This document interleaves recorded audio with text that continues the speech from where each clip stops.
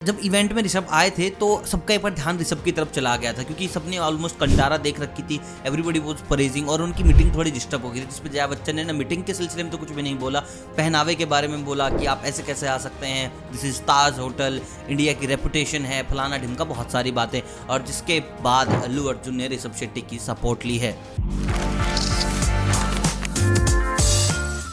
चलो भाई, फाइनली किसी ने तो जवाब दिया अपनी इंडस्ट्री से, पैन इंडिया सितारों में से, क्योंकि जया बच्चन काफी कुछ बोल गई थी ऋषभ शेट्टी के बारे में। और मैं पूरा आपको माजरा समझा देता हूँ। ऋषभ शेट्टी का एक इवेंट था ताज होटल में, जहां पर जया बच्चन आई हुई थी अपना एक इवेंट करने, फॉरेनर्स मीटिंग थी, कुछ बाहर अमेरिका से लोग आए हुए थे, आई डोंट नो काम क्या था, बट सुनने में आया कि भाई उनके गेस्ट थे वहां पर।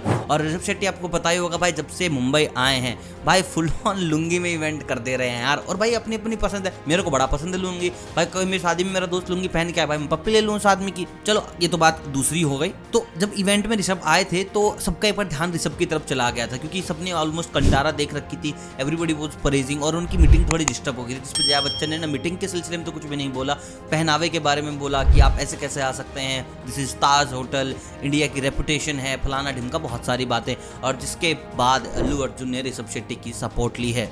बड़ी प्यारी चीज़ बताई, डायरेक्ट सपोर्ट नहीं ली, इनडायरेक्ट सपोर्ट ली। उनका यही कहना था कि जब स्वामी विवेकानंद अमेरिका गए थे तो वो टक्सीडो पहन के नहीं गए थे, वो सूट पहन के नहीं गए थे। और वहाँ पर लोगों ने उनसे पूछा था कि भाई ये क्या सीन है, तुम तो वैसे कि कंबल सा लपेट के आ गए, कि भगवा सा धारण कर रखा है, ये क्या बोलोगे तुम, हमें तो नहीं लगता कि तुम कुछ बोल पाओगे। तो वहाँ स्वामी विवेकानंद ने बड़ी प्यारी चीज़ कही थी कि हमारे देश में इंसान के चरित्र की पहचान उसके कपड़ों से नहीं, उसके विचारों से होती है।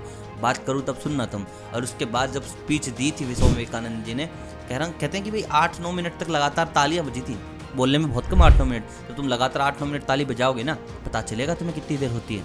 बाकी यार जया बच्चन तो मेरे हिसाब से होली पागल खत्म सीन होने भाई, बहुत ही ज़्यादा अग्रेसिव हो गया यार, बुढ़ापे में इतना अग्रेशन किस काम का। अब गुस्सा अमिताभ बच्चन पे तो निकल नहीं सकता, बाकी किसी पे तो निकाले यार। तो चलिए बाकी आप मुझे कमेंट करके बताओ कि आप किस बारे में क्या राय है लुंगी वाले सीन में, जया बच्चन के सीन में, अल्लू अर्जुन के सीन में। मिलता हूँ आपसे बहुत जल्द, अलविदा, बाय बाय।